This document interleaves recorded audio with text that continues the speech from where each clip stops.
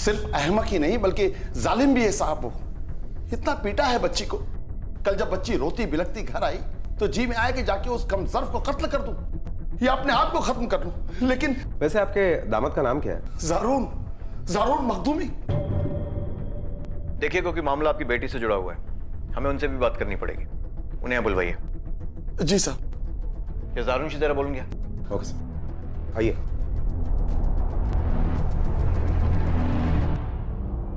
आपके ससुर ने आपके खिलाफ डोमेस्टिक वायलेंस का केस दर्ज किया है। आपको पुलिस स्टेशन चलना पड़ेगा। ये आप क्या कह रहे हैं? सरासर झूठा इल्जाम है ये मेरे बच्चे पर। गलत बयानी की है उन लोगों ने आपसे। सर, आयशा मेरी बीवी है और मैं उसे तहे दिल से मोहब्बत करता हूँ। भला मैं उसे तकलीफ कैसे पहुंचा सकता हूँ? आपको जरूर कोई गलत फहमी हुई है। आप चाहें तो आप आयशा से पूछ सकते हैं, वो आपको बता देगी।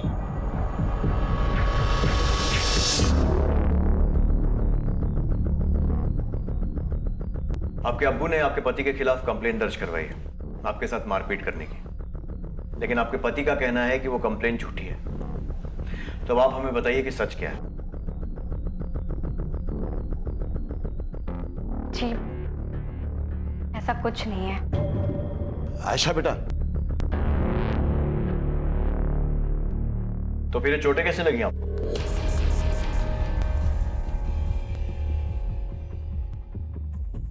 वो मैं सीढ़ियों से गिर गई थी। शायद अब्बू को गलतफहमी हो गई और वो यहाँ पर चले आए। रिपोर्ट लिखाने के पहले आपने बात नहीं की थी इनसे? डर गई है साहब, इसलिए हकीकत में पर्दा डालने की कोशिश कर रही है। मैं आपके सामने ऐसी कसम खा के कहता हूँ कि इसके पीछे सिर्फ और सिर्फ ज़ारून जिम्मेदार है। साहब, इतनी दहशत भरती है बच्ची के दिल में कि सच तक नहीं बोल पा रही है। अम्मी, मैं तो कहती हूँ कि ये सारा कसूर ना ज़ारून भाई का है। कैसे उसे सर पे चढ़ाए घूमते थे, जब देखो तब आयशा आयशा आयशा। अब देख लीजिए नतीजा, पुलिस को झूठा इल्जाम लगाकर दरवाजे पर भेजा है। पता नहीं क्या देखकर निकाह किया था ज़ारून भाई ने उसके साथ। और आपको याद है ना, उसके पहले कदम जब इस घर में पड़े थे, मनूस खबर लेकर आई थी।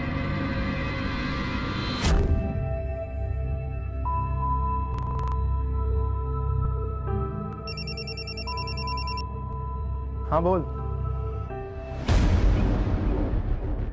क्या? एक मिनट। मगर ये हुआ कैसे? चल चल मैं देखता हूँ। क्या हुआ ज़ारून? मम्मी, वो अली का फोन आया था। हमारे ऑफिस की नई टैक्सी चोरी हो गई। तू सही कह रही है। जब से उस मनूस लड़की के कदम पड़े हैं इस घर में, हम पर मुसीबतों का पहाड़ ही टूट पड़ा है।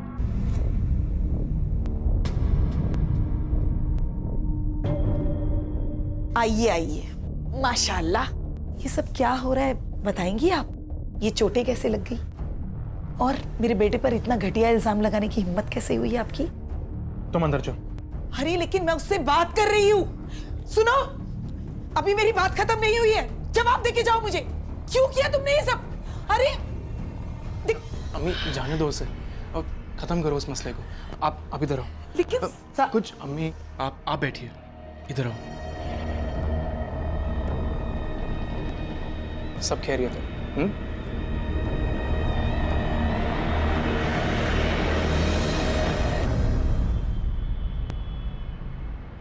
साला मेरी तो समझ नहीं आ रहा कि ये हो क्या रहा है। पिछले 3 महीनों से झटके पे झटके लगे जा रहे हैं। पहले 3 टैक्सियों में से एक अफजल लेके भाग गया और दूसरे का एक्सीडेंट, और अब ये तीसरी का चोरी। ज़ारून सुन, हमें ना पुलिस में कंप्लेंट करनी चाहिए। हो ना हो, साला कोई अपना ही आदमी जो सारे काम कर रहा है। नहीं अल्ताफ, यहाँ पर जो भी लोग काम कर रहे हैं वो अपने ही तो हैं।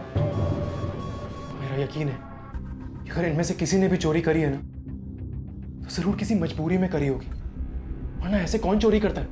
देख ज़ारून, इतना मैंने कहा ना, यहाँ पुलिस नहीं आएगी तो नहीं आएगी।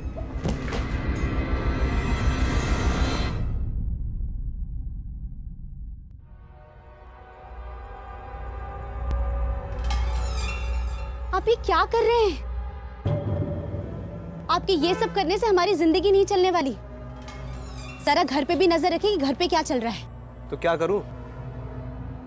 क्यों? आपको नहीं पता कि जारून को जो रोज रोज के नुकसान लग रहे हैं उससे अम्मी खफा चल रही है। अजी मैं तो कहती हूँ कि यही सही मौका है, अम्मी का लाडला बनेगी, वरना जारून पूरी जिंदगी भर अम्मी का लाडला बना रहेगा और मलाई खाता रहेगा।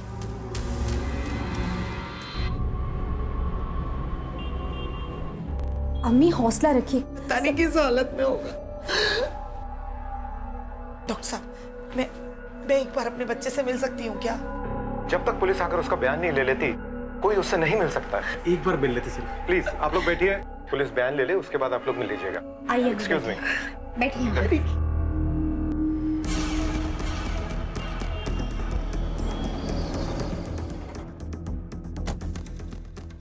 कैसी हालत? खतरे से बाहर है, खाने में जहर था। अब उसने ये जहर अपने खाने में मिला था या बाहर से किसी और ने उसे मारने की कोशिश की थी, ये कहना मुश्किल है। उसे कौन मारेगा साहब? खुदकुशी करने की कोशिश की है उसने। क्यों? जारून भाई के ससुराल वालों के चलते साहब। वो लोग कई दिनों से जारून भाई पे जोर डाल रहे थे कि वो आयशा को तलाक दे दे, लेकिन ऐसा जारून भाई करना नहीं चाहते थे। इसी के चलते परेशान थे वो। हाँ साहब, आयशा के घर वाले ही जिम्मेदार हैं इन सब काम के लिए। तब आप उनको गिरफ्तार कीजिए। दारू ने ये सब उनकी वजह से ही किया है। साहब मुझे नहीं पता कि आयशा के घर वाले हमें क्यों अलग करना चाहते थे, लेकिन आयशा के बिना जीने के बारे में मैं सोच भी नहीं सकता, इसलिए मुझे इसके अलावा और कोई रास्ता नहीं मिला। जरा खुल के बताओगे कि चल क्या रहा था? मैं आयशा से बेहद मोहब्बत करता हूँ सर, और ये बात उसके घर वाले अच्छे से जानते हैं। उन्हें पता है कि मैं उसे कभी कोई तकलीफ नहीं पहुंचा सकता, इसलिए उन्होंने आयशा का इस्तेमाल करके मुझ पर दबाव डाला। फिर उस दिन मत मारिए मेरी आयशा को, आपको खुदा का वास्ता है। आप जो बोलेंगे मैं वैसा करूंगा, जो मांगेंगे वो दूंगा, लेकिन मेरी आयशा पे ऐसा जुल्म ना कीजिए प्लीज। आयशा! उसकी चीखें सुन के जान सूखी जा रही थी मेरी सर, और बर्दाश्त नहीं कर पा रहा था मैं, उसे और तकलीफ ना हो, इसलिए मैंने उसे तलाक दे दिया। आपको अल्लाह का वास्ता प्लीज मुझे मेरी आयशा वापस दिला दीजिए प्लीज। बड़ी अजीब केस है सर, कभी ससुर दामाद पर इल्जाम लगा रहा है तो कभी दामाद ससुर पर, और इतना कुछ हो जाने के बावजूद भी हमें ये नहीं पता चल रहा है कि असली में मामला क्या है। एक बात तो पक्की है भोसले कि ये ससुर और दामाद दोनों हमसे कुछ ना कुछ जरूर छिपा रहे हैं। लेकिन सर जब हमने पिछली मरतबा उससे पूछताछ की थी तो उसने हमें कुछ नहीं बताया था। अपनी चोटों की वजह भी उसने सीढ़ियों से गिरना बताया था। लेकिन अब हालात अलग हैं भोसले। अब उसके पति ने जान देने की कोशिश की है, हो सकता है वो भी कुछ अलग बोले।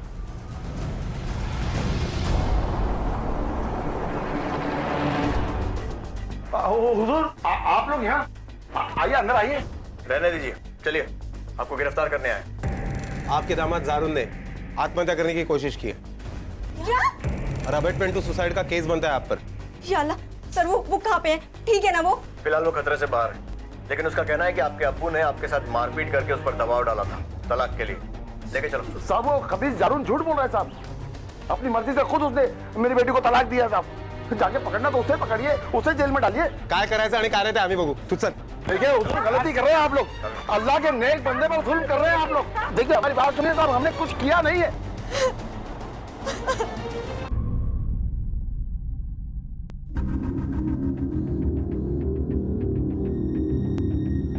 आपने पुलिस से अब्बू की शिकायत क्यों की? खबर है आपको अब्बू जेल में बंद है। भाभी जान, इसको ऐसा करने के लिए मैंने ही कहा था। हालत देख रहे हैं आप इसकी, क्या हाल बना लिया। और भाभी जान, जो हुआ अच्छा ही हुआ, कम से कम आपकी जिंदगी में खुराफात तो नहीं करेंगे। देखिए अल्ताफ भाई, ये हमारा जाती मामला है, प्लीज इसमें दखल अंदाजी मत कीजिए। आयशा 1 मिनट, रात काफी हो चुकी है, आपकी अम्मी आपकी राह देख रही होंगी। ख्याल रखना अपना भाई, अल्लाह हाफिज।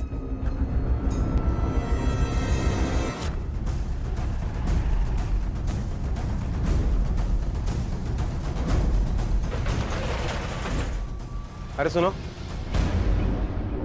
यहाँ नाम क्या है तुम्हारा? अली नाम है साहब मेरा, जारून भाई के इधर काम करता हूँ मैं। अच्छा सुना है पिछले कुछ दिनों से जारून भाई का धंधा कुछ मंदा चल रहा है। हाँ साहब, धंधा काफी मंदा है साहब।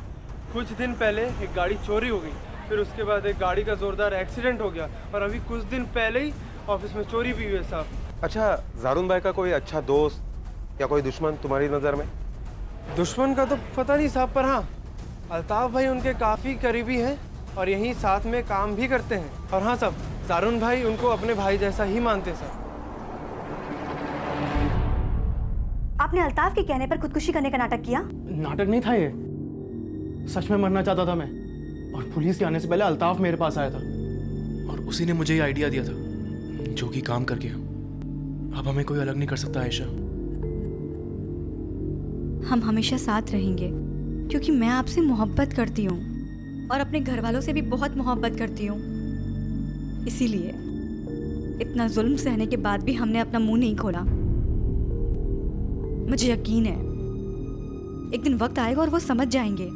तू बहुत अच्छी है आयशा, लेकिन तेरे घर वाले बिल्कुल भी नेक नहीं है। वो हमें बिल्कुल भी सुकून से जीने नहीं देंगे। मेरी बात सुन, अल्ताफ के पास एक और आइडिया है। आइडिया? हाँ। कैसा आइडिया? मतलब आयशा के पिता ने सही कहा था कि जारून के बिजनेस की हालत वाकई में बहुत खराब है। गुड मॉर्निंग सर, चाय लीजिए। लेकिन जिस तरह से बिजनेस में बार बार नुकसान हो रहा है वो भी नॉर्मल नहीं लगता है। सर, मैंने जारून के ऑफिस में काम करने वाले हर एक शख्स से बात की। सभी को यही लगता है कि जारून के सबसे करीबी कोई ऐसा है जो उसके साथ छुपकर दुश्मनी निभा रहा है। क्या लगता है तुम्हें, कौन हो सकता है वो करीबी? सर, कोई दोस्त भी हो सकता है और कोई दुश्मन भी। अगर दुश्मन के बारे में बात की जाए तो आयशा का परिवार, जिन्हें जारून को तकलीफ पहुंचा के खुशी मिलेगी। दोस्त के बारे में बात की जाए तो एक ही ऐसा शख्स है जो जारून के सबसे करीबी भी था और उसका एम्प्लॉय भी, और वो है अल्ताफ। इस जारून से पूछताछ करो। इसके दोस्तों और दुश्मनों को पहचानने से पहले इसे जानना बहुत जरूरी है। Okay sir.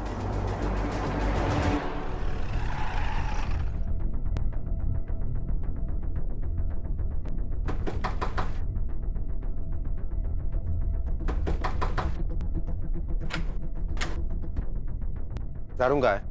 तो जारून तो कल से घर पर नहीं आए। कहाँ गया? हमें तो खुद उसकी फिक्र हो रही है साहब, पता नहीं कहाँ चला गया है। उसका मोबाइल भी यहीं पर पड़ा है। ऐसे अचानक वो कहाँ जा सकता है, और वो भी अपना मोबाइल छोड़कर? सर हम लोग सच कह रहे हैं, हम लोग को नहीं मालूम। हमें भी उनकी बहुत फिक्र हो रही है। अम्मी, अम्मी, आपकी अलमारी से सारे जेवर गायब हैं। जब मैंने दवाई लेने के लिए अलमारी खोली तो देखा जेवर नहीं था। मुझे तो लगता है कि जारून भाई सारे जेवर लेकर भाग गए। चलिए आप लोग यहीं रुकिए।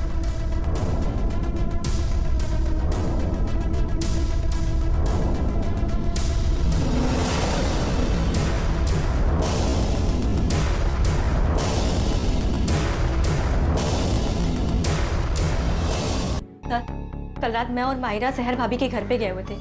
उनकी अम्मी की तबीयत खराब चल रही थी तो उनको देखने चले गए। घर लौटने में देर हो गई और जब घर पे पहुंचे तो बिस्तर पर जारून का फोन था, पर जारून घर पर नहीं थे। और आप दोनों? आप तो घर पे ही थे। सब जारून और रफीक दोनों के आने से पहले ही मेरी आंख लग गई थी। और वैसे भी इन दोनों के काम से लौटने का कोई तय वक्त नहीं है, अक्सर देर हो जाया करती है। तो इसीलिए उन दोनों को ही हमने एक एक चाबी दे के रखी हुई है। अगर जारून रात को आया भी होगा तो मुझे नहीं पता। मेरी आंख तो तब खुली जब बहुएं वापस आईं और आयशा ने मुझसे जारून के बारे में पूछा। काम के सिलसिले में कल रात मुझे भी आने में देर हो गई थी और मैं आते ही सो गया था। जारून घर पे था या नहीं ये मुझे नहीं पता। मुझे लगता है साहब कि पक्का आयशा के घर वालों ने जारून को गायब किया है। हाँ साहब, वो जारून ने उन पर केस करवाया था ना, तो सब अंदर हो गए थे। तो उन्हें लगा होगा कि जब जारून ही नहीं रहेगा तो केस भी नहीं रहेगा। लेकिन आयशा के घर वालों को जारून से इतनी क्या प्रॉब्लम थी कि अपने बेटी के पति से ही वो इतनी नफरत करते थे? साहब, जारून का भी एक टाइम था जब उसके सितारे एकदम बुलंदी पे थे। तब साहब आयशा के घर वालों की बहुत मदद करता था। आयशा के घर वालों को लगा था कि आयशा की छोटी बहनों का निकाह भी जारून ही करवाए, और जारून को भी इससे कोई मनाही नहीं थी साहब। वो तो पूरी जिम्मेदारी उठाने को तैयार था। बेचारे की किस्मत ने अचानक पलटा खाया, धंधे में भी नुकसान होने लगा, मार्केट से भी बहुत कर्जा हो गया था। और कहते हैं ना साहब कि जब बुरा वक्त आता है तो ही अपनों का पता चलता है, और वही हुआ। आयशा के घर वालों को लगा कि जारून उनके अब किसी काम का नहीं बचा, और बस साहब उन्होंने उससे आंखें फेरना शुरू कर दिया। तुम तो जारून के दोस्त हो ना, फिर उसके ससुराल वालों के बारे में तुम इतना कैसे जानते हो? साहब, एक दिन मैं आयशा के अब्बू से मिलने गया था। जारून ने भेजा था मुझे किसी काम से, तब आयशा के अब्बू ने मुझसे कहा था। देखो मियाँ, तुम हमें लालची समझोगे, लेकिन हमने अपनी बेटी का निकाह जारून से किस लिए करवाया था? ताकि हमारी बाकी की दोनों बेटियों का निकाह वो करवा सके। और उसका कारोबार है जो चलता ही नहीं है, तो निकाह कैसे करवाएगा? तो अब हम चाहते हैं कि वो आयशा को तलाक दे दे, ताकि हम उसका रिश्ता किसी ऐसे शख्स से कर सके जो बाकी दोनों बेटियों के निकाह में तुम्हारी मदद करने की औकात रखता हूँ। और फिर वो आयशा के महर की रकम भी तो लेनी है जारून से। चाचा आप बहुत गलत बात कर रहे हैं। अरे भाई तलाक देगा, महर के पैसे लूंगा तो, और मैं निकाह कहाँ से करूंगा दोनों बच्चियों का? मुझे पक्का यकीन है कि आयशा के घर वालों के ये काम है। ठीक है, अगर जारून के बारे में तुम्हें कुछ भी पता चलता है तो तुरंत हमें इन्फॉर्म कर देना। पक्का साहब, पक्का।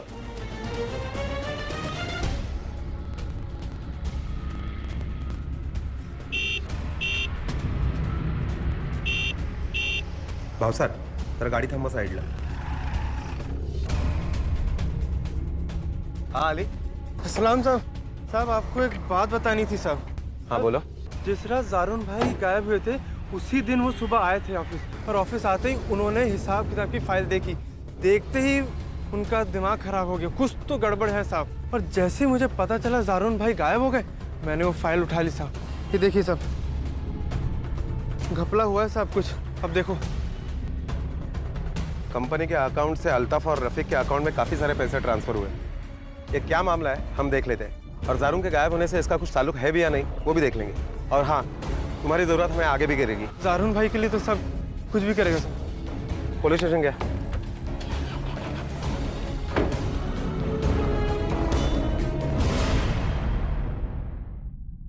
अब तक कितने का घपला किया है जारून की कंपनी के साथ? घपला?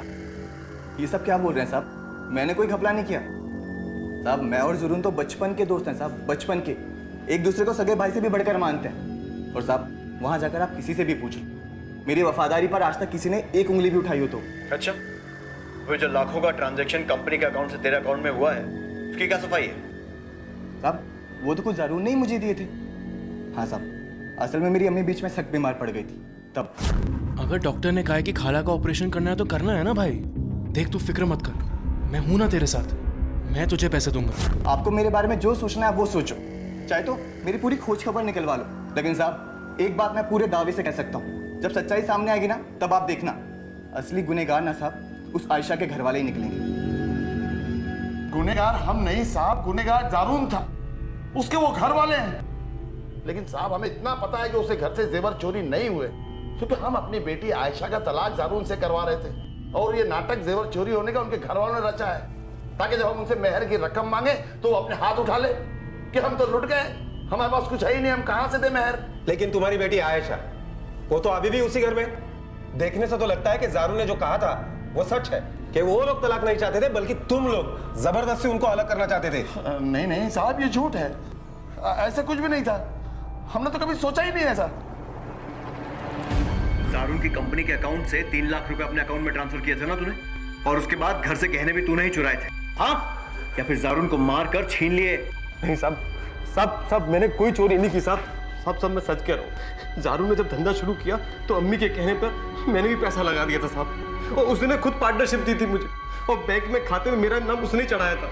मैंने एक पाई तक नहीं कमाई उसके धंधे से मैंने। और जब मैंने उससे अपने पैसे मांगे तो उसने बोला कि मैं बाद में देता हूँ, तब देता हूँ। टालम टोली करने लगा साहब। तो साहब मैंने 3 लाख रुपए उसके अकाउंट से निकाल के अपने अकाउंट में चढ़ा दिए साहब। बस मैंने सच कह रहा हूँ सब, इतना ही किया साहब, कसम से, अल्लाह कसम साहब, सच कह रहा हूँ साहब।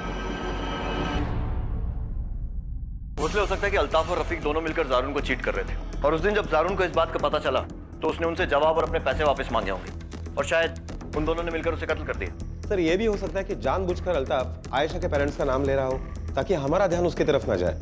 लेकिन एक बात है जो अभी इस थ्योरी में फिट नहीं हो रही है, वो है जारून के घर से गायब हुई ज्वेलरी, जो कि तब से गायब है जब से जारून गायब है। अब अगर ये मान भी लिया जाए कि अल्ताफ और रफीक जारून को चीट कर रहे थे, तो भी ये जारून ऐसा क्या कर रहा था जिसके लिए उसे अपने ही घर में चोरी करनी पड़ी? सर ये भी हो सकता है कि ये चोरी जारून ने ना की हो, बल्कि रफीक ने की हो, और इस चोरी में रफीक की बीवी सहर ने उसका साथ दिया हो, क्योंकि सबसे पहले चोरी की बात उसे ही पता चली थी, और जारून ज्वेलरी लेकर भागने वाला था, ये बात भी सहर ने ही हमसे कही थी। जारून की माँ से बात करते हैं, देखते हैं अपने बेटों के बारे में वो क्या सोचती है। मुझे पक्का यकीन है साहब, वो जेवर जारून ही लेकर भागा है।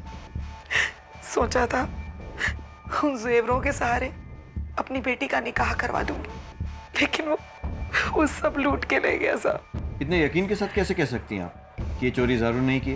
दुनिया जहान का कर्जा था उसके सर पर, और वो भागने से एक दिन पहले मुझसे वो जेवर मांग भी रहा था गिरवी रखने के लिए, और मेरे मना करने पर खूब लड़ा मुझसे साहब।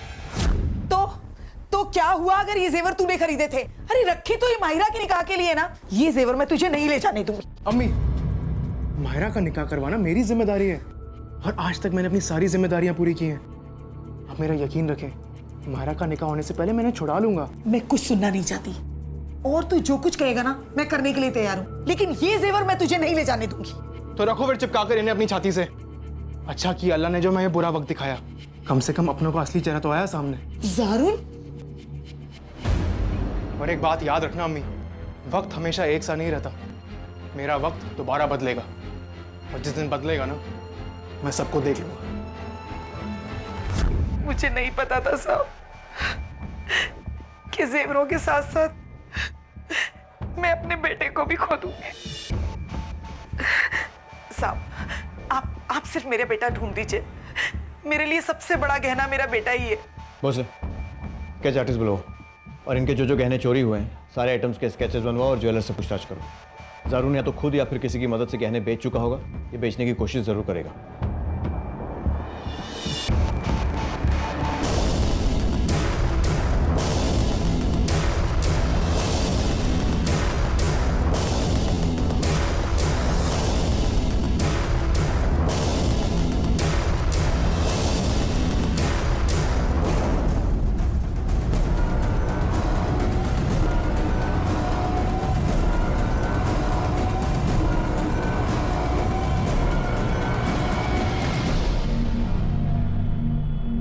आयशा, अब्बू आप यहाँ? ज़ारून के जाने के बाद अब तेरे पास कोई बहाना नहीं रहा यहाँ रहने का, इसलिए हमेशा के लिए तुझे अपने साथ ले जाने आया हूँ। अब्बू ज़ारून सिर्फ लापता हुए हैं, मरे नहीं हैं। और आप इतने यकीन से कैसे कह सकते कि वो मर चुके हैं?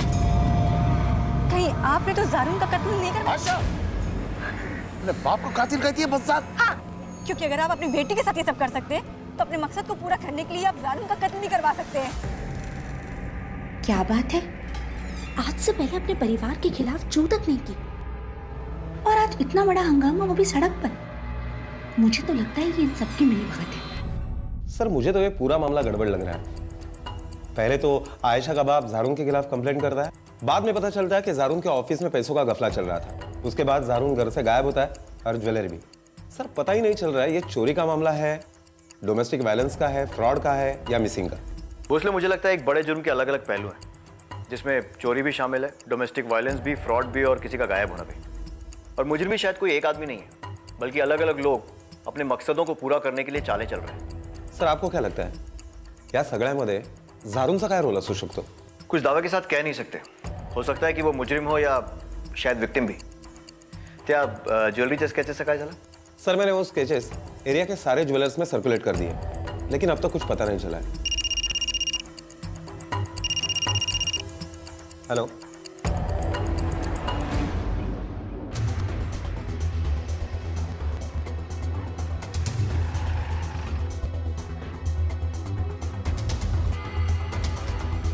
लगता है इसने फिर से सुसाइड करने की कोशिश की और इस बार कामयाब हो गए। लेकिन भोसले इसके चेहरे पर जो चोटों के निशान हैं उन्हें देखकर लगता है कि किसी से लड़ाई झगड़ा या मारपीट हुई है, या फिर शायद खुद को बचाने की स्ट्रगल। इसके घर से यहाँ की दूरी कितनी होगी? करीब 1 घंटा। बॉडी को पोस्टमार्टम के लिए भेजो। Okay sir.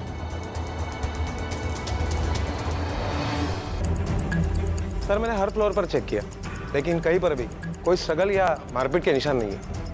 सर मुझे अभी भी ये सुसाइड केस लग रहा है, मर्डर केस नहीं। इतनी जल्दी किसी नतीजे पर नहीं पहुंच सकते भोसले। पोस्टमार्टम रिपोर्ट आने दो, पता चल जाएगा।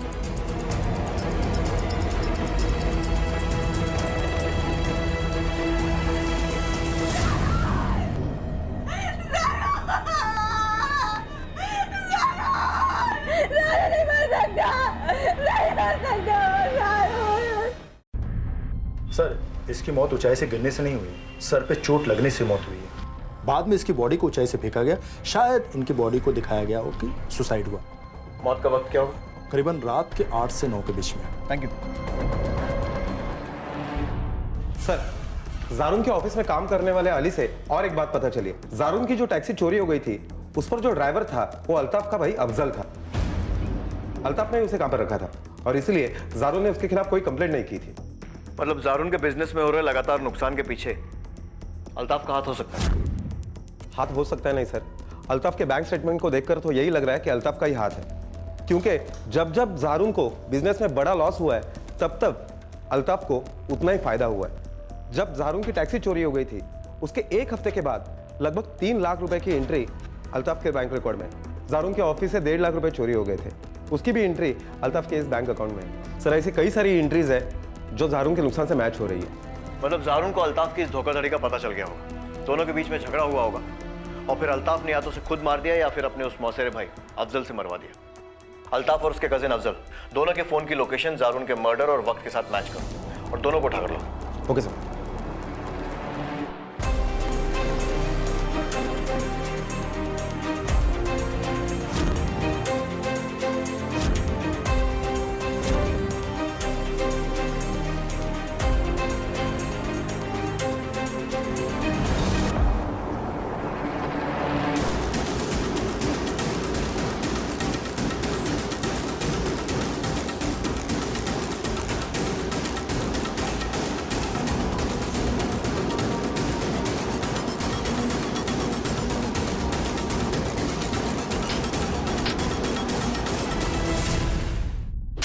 साहब मैंने चुराई थी जारून भाई की टैक्सी, पर साहब वो तो मैंने अल्ताफ भाई के कहने पे चुराई थी साहब।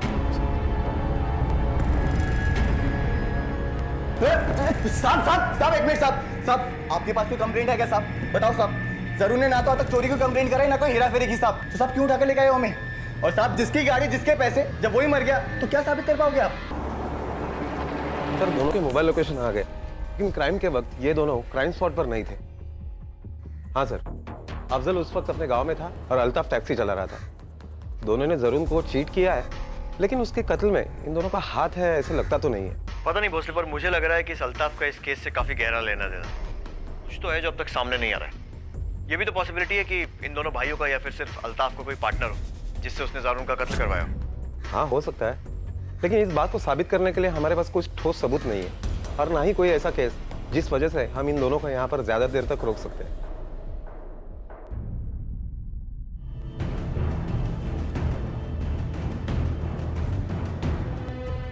रफीक को लेकर आओ। अब तक उससे उसके धंधे के बारे में कोई बात नहीं की हमने, अब करते हैं। Okay sir. जिस दिन जारून गायब हुआ तूने कहा कि तुझे किसी काम के चलते जल्दी जाना पड़ा। साहब मैं अपने पार्टनर के साथ में था। क्या नाम है पार्टनर का? साहब उसका इससे कुछ लेना देना नहीं साहब, वो बहुत अच्छा आदमी साहब, आपको उससे कुछ नहीं मिलेगा। किससे क्या मिलेगा ये हम डिसाइड कर लेंगे, तू नाम बता। अल्ताफ साहब। अल्ताफ? वो मेरा पार्टनर है साहब। साहब जब जारून का धंधा बहुत अच्छे से चल रहा था ना, तब मैं बहुत पहले से चाहता था कि मैं वो धंधा करूं, लेकिन साहब मुझे उसकी जानकारी नहीं थी साहब। तो मैंने अल्ताफ से बात की और अल्ताफ उस धंधे में माहिर था साहब, और उस रात में वो अल्ताफ के साथ ही रेस्टोरेंट में बैठा हुआ था। रेस्टोरेंट का नाम क्या है? कबाब चिली साहब, वो कॉलेज रोड पर है सब।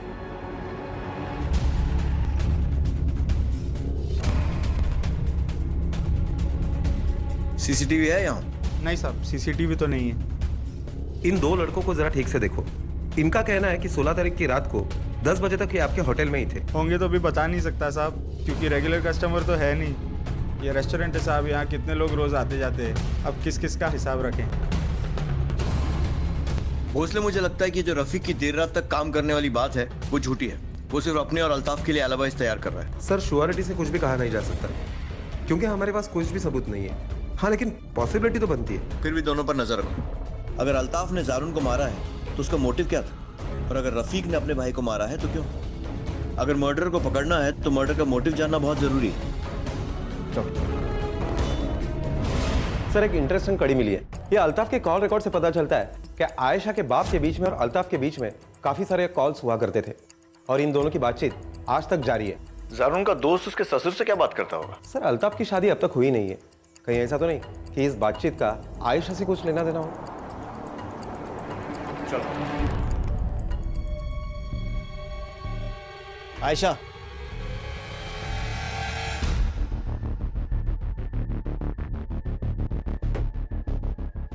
इस अल्ताफ के बारे में क्या राय है तुम्हारी?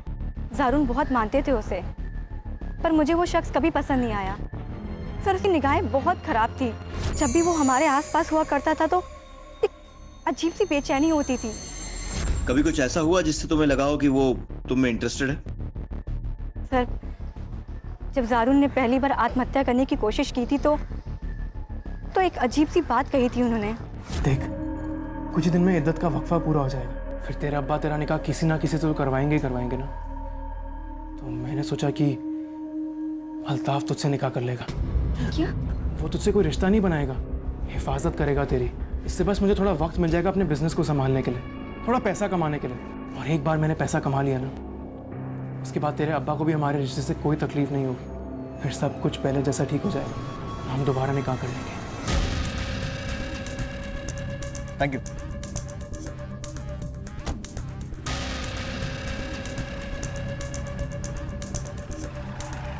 जी हाँ, अल्ताफ करना चाहता था आयशा से निकाह, और उसके लिए निकाह के खर्च के 3 लाख रुपए और बाद में हमें सहारा देने के लिए महीने के 25,000 रुपए देने का वादा भी किया था उसने। लेकिन हमने ना तो हाँ कहा हुजूर और ना ही ना। लेकिन मन ही मन में आपने अल्ताफ का वो ऑफर मान लिया था और इसीलिए जारून पर दबाव डाल रहे थे तलाक के लिए, और आयशा के साथ मारपीट भी इसीलिए कर रहे थे ना। देखिए, जो भी बोलने वाले हैं सोच समझ कर बोलिए। आपका एक गलत जवाब आपको बहुत लंबे टाइम के लिए जेल पहुंचा सकता है। जी हाँ हुजूर, हम चाहते थे कि आयशा जारून से तलाक लेके अल्ताफ से निकाह कर ले, और उस पर जुल्म करने का तरीका भी हमें अल्ताफ ने ही बताया था। ये लो चचा 20,000 रुपए, अभी इतना ही रखो और जैसा मैंने कहा वैसा करते जाओ। आयशा पे जुल्म ठाते रहना, क्योंकि आयशा पे जुल्म जारून बर्दाश्त कर नहीं पाएगा, और जैसा आप कहेंगे वैसा करेगा। क्योंकि वो जानता था कि जारून आयशा से बहुत मोहब्बत करता है और उसे बचाने के लिए वो उसे तलाक जरूर देगा। हमने वही किया है हुजूर जो अल्ताफ ने हमें बताया।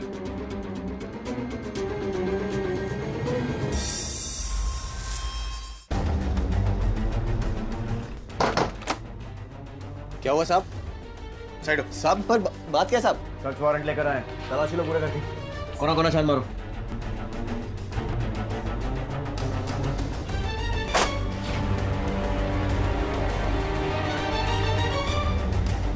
चल साहब।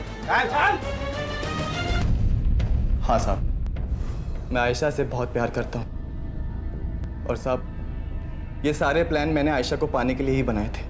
जारून के धंधे में भी जितना नुकसान हुआ उन सबके पीछे भी मेरा ही हाथ था। मुझे पैसे चाहिए थे ताकि मैं आयशा के अब्बू को वो पैसे दे सकूं और आयशा से निकाह कर सकूं। आयशा के साथ मारपीट करने का आइडिया भी तूने ही दिया था ना उन्हें? हाँ साहब, मैंने ही दिया था, और जारून को भी मैंने ही समझाया था कि वो आयशा को तलाक दे दे और आयशा को मुझसे निकाह करने के लिए मनाए। और साहब मैंने उससे कहा कि मैं आयशा को उसकी अमानत की तरह संभाल कर रखूँगा। जब वो उसकी माली हालत से ठीक हो जाएगा तो मैं उसे फिर से तलाक दे दूंगा ताकि वो आयशा से फिर से निकाह कर सके। जारून राजी भी हो गया था, लेकिन इससे पहले सब कुछ होता पता नहीं किसी ने उसको मार दिया। साहब किसी ने मारा उसे? तूने मारा? मैंने नहीं मारा साहब, मैंने नहीं मारा। और साहब उसको मार के मुझे क्या मिलता? मेरा फायदा तो जारून के जिंदा रहने में था, उसके मरने में नहीं। अगर जारून जिंदा रहता साहब तो आयशा को मना सकता था मुझसे निकाह के लिए, तो साहब उसको मारकर मैं अपना नुकसान क्यों करूंगा? मैंने नहीं मारा। ये आयशा ही है सारे फसाद की जड़। अरे क्या से क्या हो गया जब से इस घर में उसके पैर पड़े। कितने अरमान थे तेरे भाई के तेरे निकाह को लेकर। मुझसे कहता था आप फिक्र ना कीजिए, मायरा का निकाह मैं करवाऊंगा, और इतनी धूमधाम से करवाऊंगा ना कि पूरा का पूरा नासिक देखता रह जाएगा। आप देखना। निकाह तो नहीं हुआ, लेकिन जो कुछ हुआ उसे दुनिया ने देखा।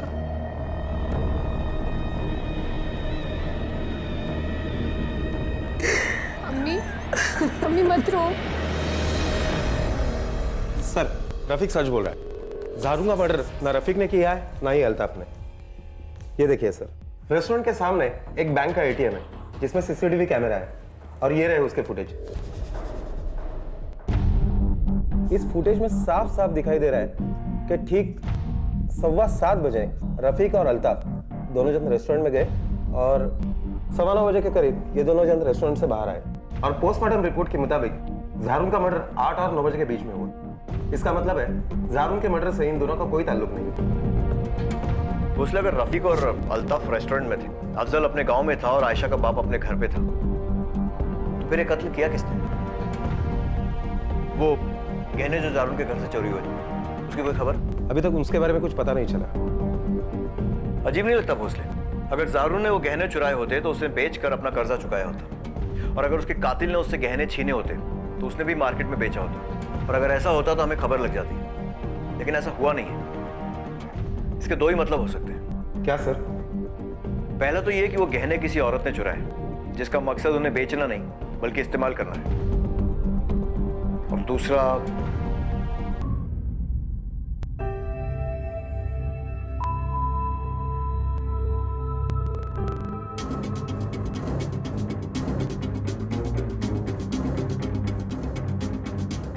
कोई जरूरी बात है तो मैं खुद आपके पास आ जाता हूँ। अभी मेरे बहन का रिश्ता होने वाला है। इस बार हमें तुमसे नहीं, तुम्हारे अम्मी के साथ बात करनी है। हम चारों पुलिस स्टेशन चला। हो सकता है जेवर खो गए थे, उसी मामले में शायद बात करनी। मैं आती हूँ। आइए। बताइए तो सही मुझे आखिर बात क्या है? साहब साहब, मुझे यहाँ ऐसे क्यों बुलाया? बात क्या है? जेवर मिल गए क्या? हाँ भी और नहीं भी। मैं कुछ समझी नहीं। आपके चोरी हुए जेवरों को हम पिछले 3 महीनों से ढूंढ रहे हैं, लेकिन कोई सुराग ही नहीं मिल रहा। फिर हमें लगा कि कहीं उन स्केचेस में कोई गड़बड़ तो नहीं है जो आपने हमारे स्केच आर्टिस्ट के साथ बैठकर बनवाए थे। तो वो स्केचेस लेकर हम उस सुनार के पास गए जिनसे जारून ने वो गहने बनवाए थे।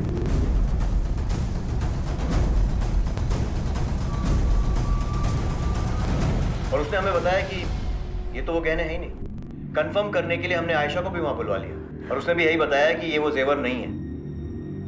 तो इसका मतलब ये हुआ कि हमारे स्केच आर्टिस्ट से आपने जानबूझकर गलत स्केचेस बनवाए थे। क्यों? बोलिए। उन जेवरों के लिए नहीं मारा मैंने अपने जारून को। उसे कत्ल करने का कोई इरादा नहीं था मेरा। पर जब से वो लड़की आशा उसकी जिंदगी में आई, जारून का धंधा बंद होने लगा। उस पर भारी कर्जा हो गया था। साहब, घर में सिर्फ वो ही जेवर बचे थे जिनके सहारे मैं अपनी बेटी की निकाह करने के बाबत सोच रही थी। पर जारून वो जेवर भी मुझसे मांग बैठा। कुछ समझने को तैयार नहीं था। मैं नहीं मानी तो वो जबरदस्ती उन जेवरों को मुझसे छीनने की कोशिश करने लगा। साहब, मैं नहीं जानती थी। मैंने तो बस ऐसे ही गुस्से में। फिर क्या हुआ? मैं जैसे अपनी सुध बुध खो बैठी थी। अम्मी, अम्मी, क्या हुआ इसको? मैंने मार दिया अपने बच्चे को। आप बिल्कुल परेशान मत होइए, मैं सब संभाल लूंगा। रफीक ने मेरा हौसला बढ़ाया और फिर हमने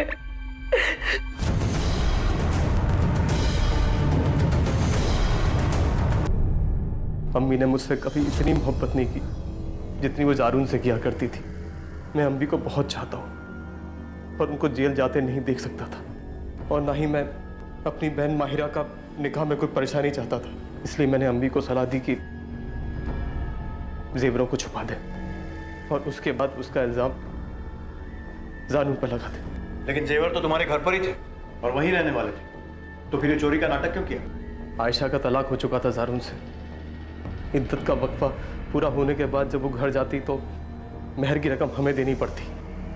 हमारे पास तो पैसे थे नहीं, तो फिर जेवर देने पड़ते। इसलिए हमने जेवर छुपा दिए थे।